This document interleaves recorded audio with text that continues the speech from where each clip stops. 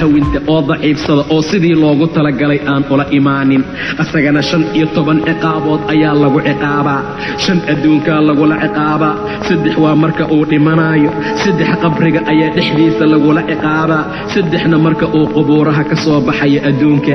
5 waxyaabood oo lagula ciqaabayo midda koobaad barakada ayaa cimrigiisa laga tirtiraa axadku taariku salaadka dadka la mid ma aha sharaf uu leeyahay malaha ciriiri iyo rafaad ayuu ku jira tafash iyo dib ayuu sheegaa habeen iyo maalin taariku salaadka lacanad Allah ku soo degta habeen iyo maalin sidaa darteed ayaa barakada waxaa laga tirtiraa cimrigiisa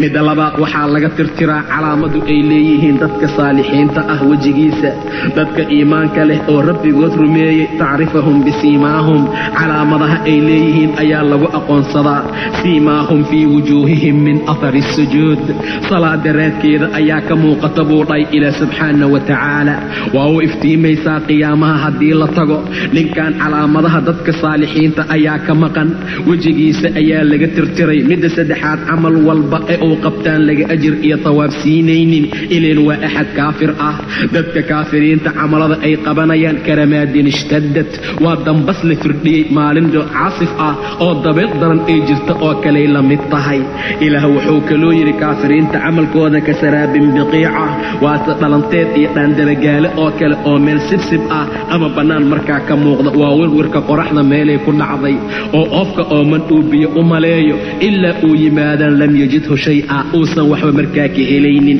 wuxuu la mid yahay ka dulumaatin fii baxrin lujjiyin yaqshaahu min oo mataqaana uu daboolay mawj min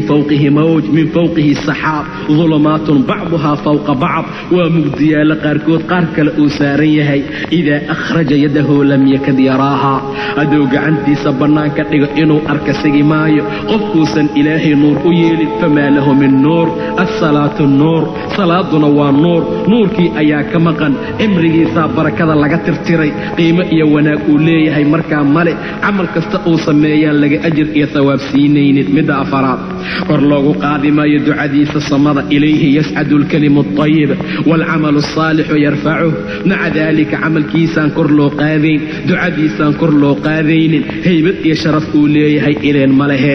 midda shanaad xad iyo nasiib kuma laha ducada dadka saalixiinta ah assalaamun calayna wacalaa cibaadi illaahi alsaalixiin waa dadka masaajidada ku jira waa dadka jiran oo guryahooda iyagoo jiifa dukanaya si fiican ayay u gaaraysaa qabiil hebel ayaa raayay qabiil hebel ayaa badiyoo laga badiyey ayuu qaxwooyinka la fadhiyaa wacalaa cibaadi illaahi alsaalixiin ma soo gaaraysa mana ugu imaanayso ilaa salaada uu wanaajiyo cadaabyaalka asiibaaya marka meydka uu dhimanaya waxay tahay asagoo daliil ah oo dulaysan oon sharaf lahayn ayuu dhintaa taariku salaadka markuu dhimanayo dhimashadaa lagu adkeeya cadaab xunuun badan ayaa lagu cadaabaa malaa'ig ayaa loo soo diraa si saxariir oo dhib badan xayaatada uga qaada hal salaad ayuu tukan waayey oo diinta alle ayuu la imaan waayey ilaa inuu macaasi iyo xumaan sameeyo maahane maca daalika ayaa axadka marka uu dhimanayo asagoo daliila ayuu dhintaa midda kale asagoo jaayaca oo baahan ayuu dhintaa asagoo ooman ayuu dhintaa xataa haddii la cabsiiyo biyaha badda oo dhan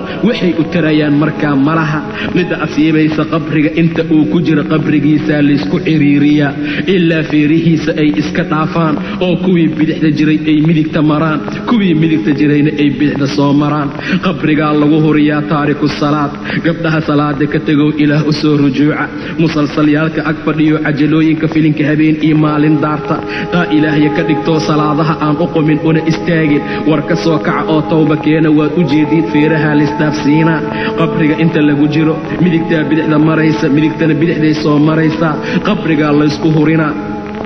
oo cadaab shidmaayo oo ololaya ayaa dhexdiisa ahaaday sidaa darteed ayaa sidaa loogu sallidaa maalin maalmaha ka mida ayaa waxaa dhacday ayaa la yidhi wiil ayaa walaashii dhimatay mar allaala markii la soo aasuu qabriga uga soo tegay kiish uu maal ugu jiro ma uusan ogeyn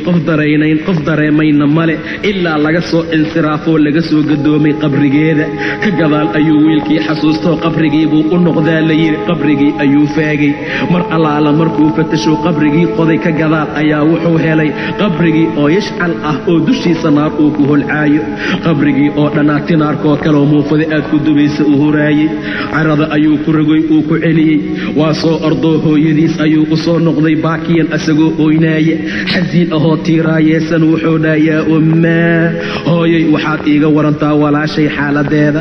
maxay samayn jirtay hooyo? hooyadii waxay ku tiri maxaad ii su'aashay? hooyoy qabrigeedaan arkay buu dhahay oo dabka ololaaya oo naar ku shidmaaya. hooyadii way oysay ayadana waxay tiri wiilkeeyow walaashaa waxay ahayd tatahaawana bisalaad, salaada ayay daciifsan jirtay, weliba bilkulliya ugama tegine wakhtigeeda ayay kadib dhigi jirtay. sidaa ayay noqonaysaa dadka salaada wakhtigeeda kadib dhigaaya, say xaaladoodu noqonaysaa man laa yusalli, qofkaan dukanin. gabadhii shaabadda ahayd oo xalay maqribkii cajalada u soo ijaaratay salaada subxeed ilaa laga dugta dadka ag fadhisay, seexatoo duhur iyo casr iyo maqrib, haddana maqribkii kala soo kacdoo sidaa yeeshay, say xaaladeedu noqonaysaa? tiisaa yeeshaa xaaladeeda sidaa tahay, qabriga ayaa lagu hurciyaa oo lagu ololiyaa oo lagu shidaa in allaala inta ay meesha markaa ku jiraan. midda saddexaad waxay tahay qabriga waxaa lagu salidaa thucbaan iyo abeeso timihu ay ka dhaceen suntasay ugu badatay darteed, cijiyaalkiisa iyo waxyaabaha uu ku dhibaataynaayo ay aad iyo aad u adag yihiin. aniga abeesaan ahay buu leeyahay, suuraddiisu waa suuradda racdiga oo kale ama mtaqaanaa guguca. rabbigay ayaa isoo amray saad u dayacday salaada inaan kuu dayaco, in sidaa laguu garaaco xilli walboo xilliga salaada la gaara ayuu u imaanaa. haddaba dhibkaasay leeyihiin dadka taariku salaadiinta ah. rabbi agtiisa qiimo iyo wanaag kuma lehee hala dadaalo, salaadana gadaal ha loo bilaabo. arrimooyinka asiibaaya marka qabriga laga soo baxo mowqifka la keeno xisaabkaa lagu adkeeyaa, rabbi ayaa u carooda, naarta ayaana la geliyaa. maalinta qiyaama waa imaanayaa asagoo daliil ah oo dulaysan. ilee rabbi wuxuu yidhi yowma yukshafu can saaqa wayudcawna ila asujuudi falaa yastatiicuun. maalinta saaqa iyo dhudhunka la faydaayo, dhibka iyo rafaadka jira darteed oo dadka sujuudda loogu wacaayo, falaa yastatiicuuna ma awoodi karaan dadkii salaada ka tegey. qaashicatan absaaruhum tarhaquhum dillah, waa qushuucsan yihiin, way dulaysan yihiin, dulli ayaa ka muuqda. waqad kaanuu yudcawna ila sujuud, sujuuddaa loogu wici jiray wahum saalimuun, ayagoo saalimiina oo bad iyo nabad qaba ayuu yidhi ilaah subxaana wa tacaala. xaya cala asalaad ayaa la dhihi jiray, jiibkay dheeraysan jireen. xaya cala asalaad ayaa la dhihi jiray, tijaaradiisuu ku mashquulsanaa. xaya cala asalaad ayaa la dhahay, tv-ga ayuu ag fadhiyey, filinka ayuu fiirsanayay ama ay fiirsanaysay. xaya cala asalaah ayaa la dhahay, naagahay la dhex sheekaynaysay. xaya cala asalaah ayaa la dhahay, meelo baas ayay fadhisay, tacsiye ayay fadhisay. xaya cala asalaadaa lalahaa, arooskay ka heesaysay. maca daalika ma awoodi karaan ayuu yidhi ilaah subxaana wa tacaala. saasaa markaa lagu bixinaa maalinta qiyaamaha. mowqifka marka la yimaado xisaabtankaa lagu adkeeyaa, dhibaato fara badan ayaa la gaarsiinaa, mashaakil adag ayuu leeyahay. rasuulkaa duceeyey saxaabada oo yidhi allaahuma laa tadac fiina shaqiyan walaa maxruuma, mid shaqi ah iyo mid maxruum ahba rabbow dhexdeena ha ooga tegin. intaa ka gadaal ayay dhaheen ayuu yidhi atadruuna man ishaqiy, war ma taqaanin shaqiga iyo maxruumka? yaa waaye ayay dhaheen rasuulka ilaahayow. qaala taariku salaa, midka salaada ka tegay waaye, midka salaada ka seexday waaye, waa midka aan salaada hagaajinin. ugu horayntii ilaah subxaana wa tacaala dhibaato fara badan ayuu ku sallidaa axadka taariku salaadka ah. jahanama waadi ayaa ku yaala, waadigaasaa la dhexgeliya, waa qofka taariku salaadka ah, waa lagu huriyaa. abeesooyin ayaa markaa ku jira iyo xayaar, halkii xayo tasqin raqabata albaciir, ratiga qoorkiisa ayuu la egyahay. dherarkiisa waxaa loo socdaa hal bil.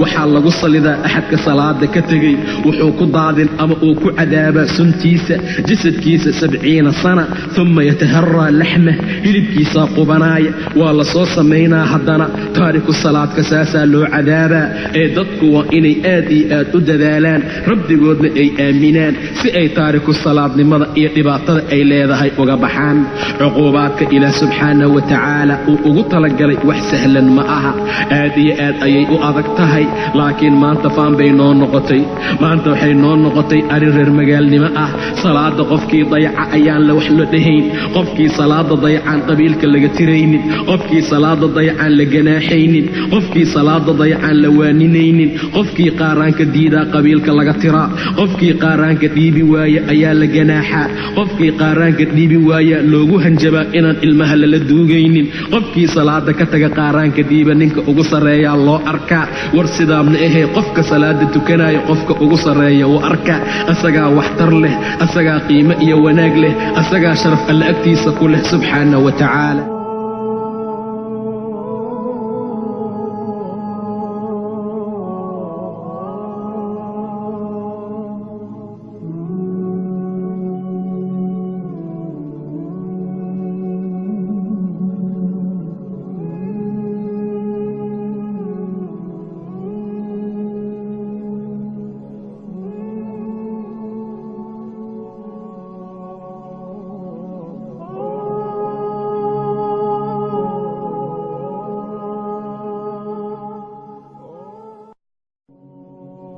qofkii salaada hawinta oo daciifsada oo sidii loogu talagalay aan ula imaanin asagana 15 ciqaabood ayaa lagu ciqaabaa 5 adduunkaa lagula ciqaabaa 3 waa marka uu dhimanayo 3 qabriga ayaa dhexdiisa lagula ciqaabaa 3na marka uu qubuuraha ka soo baxayo adduunka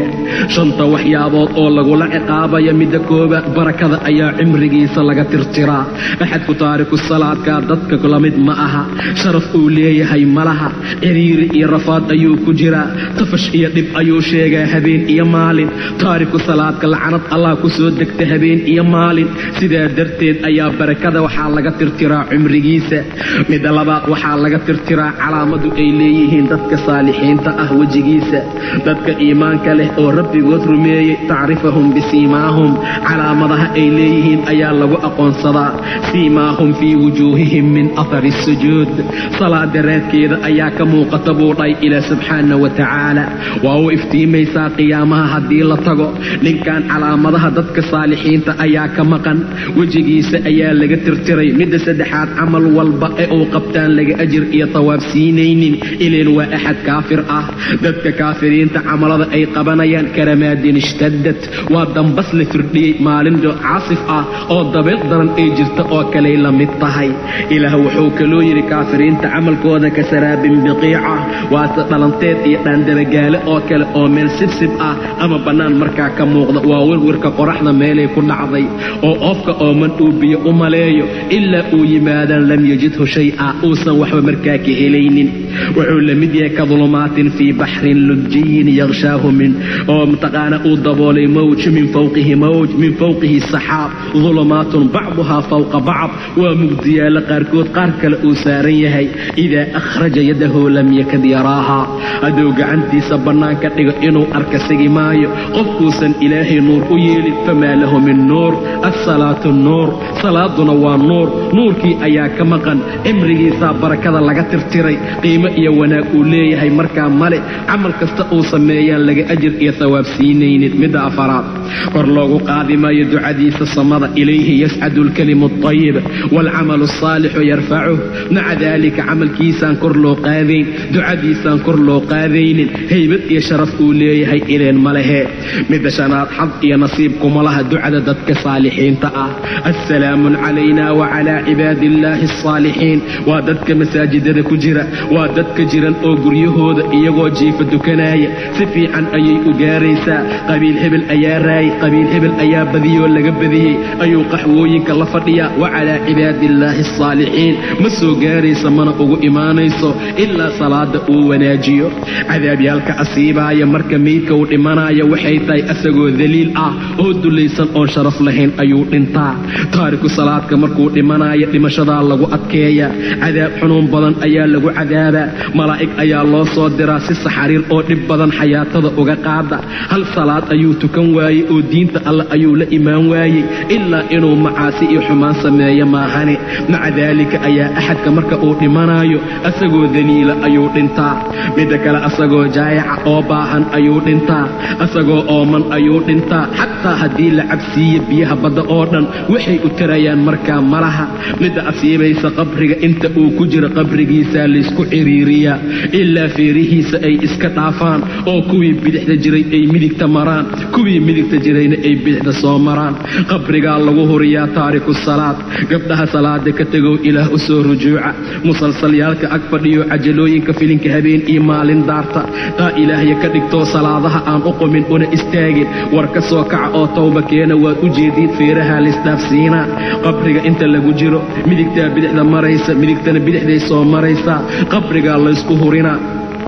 oo cadaab shidmaayo oo ololaya ayaa dhexdiisa ahaaday. sidaa darteed ayaa sidaa loogu sallidaa. maalin maalmaha ka mida ayaa waxaa dhacday ayaa la yidhi wiil ayaa walaashii dhimatay. mar allaala markii la soo aasuu qabriga uga soo tegay kiish uu maal ugu jiro. ma uusan ogeyn qof dareemayna male ilaa laga soo insiraafoo laga soo gadoomay qabrigeeda. ka gadaal ayuu wiilkii xasuustoo qabrigii buu u noqdaa la yidhi, qabrigii ayuu faagay. mar allaala